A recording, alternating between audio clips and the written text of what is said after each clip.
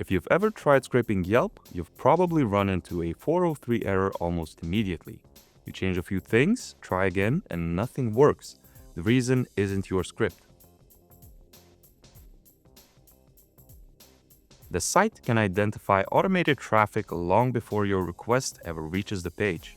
Once you understand why, scraping Yelp becomes much easier. Here's what makes it worth the effort. Yelp is one of the richest public sources of local data. Think about everything that's packed into one listing. Business names, addresses, phone numbers, hours, coordinates, categories, all in one place. Add full review text, ratings, and vote counts on top of that. That's data you simply can't get anywhere else. Now, you might be thinking, doesn't Yelp offer something official for this? It does. The Yelp Fusion API, but it only returns short review excerpts, not full text. No plan gives you complete reviews. That gap is worth a closer look. Yelp runs every review through an automated filter, and the ones that don't pass get moved out of the main list. They're suppressed, but that doesn't mean gone. There's a separate page where you can still read the reviews. They just don't count toward the star rating, which matters a lot for research. And those suppressed reviews aren't available through the API at all. For any serious data project, those constraints add up quickly. So, if the API won't cut it, how do you actually get to the data? Not by parsing the visible page. Yelp's CSS class names change too often for that to hold up. The real data lives underneath in 4 separate places. First, search results sit in a Hypernova JSON blob inside the page source. Second, business details live in an Apollo client cache, a large JSON object in a script tag. Third, full reviews come from an internal GraphQL API. And fourth, suppressed ones are server-rendered HTML at a separate URL. One site, 4 sources, each one needs a different approach. To build a scraper for any of these, you'll need Python 3.10 or newer, plus curl CFFI, Beautiful Soup 4, and python.env. One install command gets you all 3.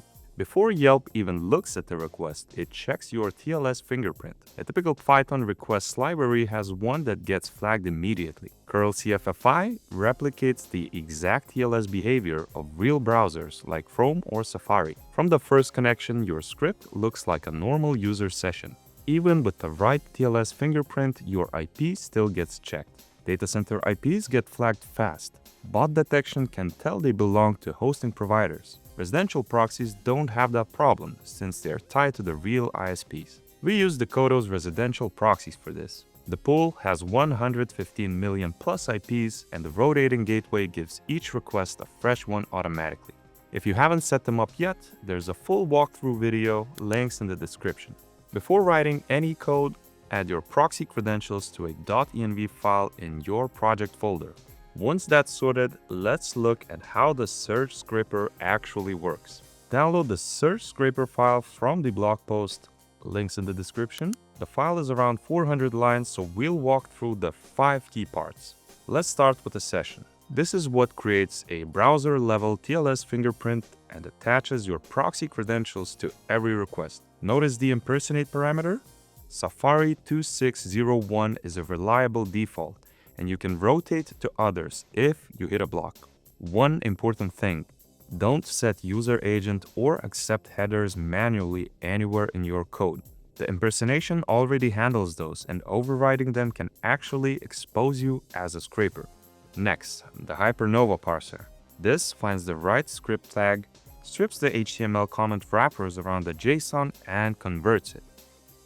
If you miss the strip step, JSON.loads will throw an error. Then, the actual search request. At the beginning of the script, the referrer is set to Google, as if someone clicked a search result. The next function is the build search URL. It simply creates a full URL based on the user's queries and the terminal commands. This then gets passed to the scrape search function as first URL, and the script makes a request to the target page. After that, pagination. Use one session across all pages. Cookies need to carry over. Between pages, call session.upkeep to keep the connection alive, and update the referrer to the previous page URL each time. And finally, running it. Pass a search term and location directly in the terminal command. The results come back as a ranked JSON list. Businesses, ratings, categories, addresses, all in one file. The same approach carries over for the rest. The other 3 scrapers, business profiles, full text, and suppress reviews, use this setup. Just put it at different sources. You'll find all of them in the blog post linked below. The blog also covers pagination in detail, retry handling, and every edge case we didn't get into here. Go check it out, and if this helped, hit subscribe for more. See you in the next one.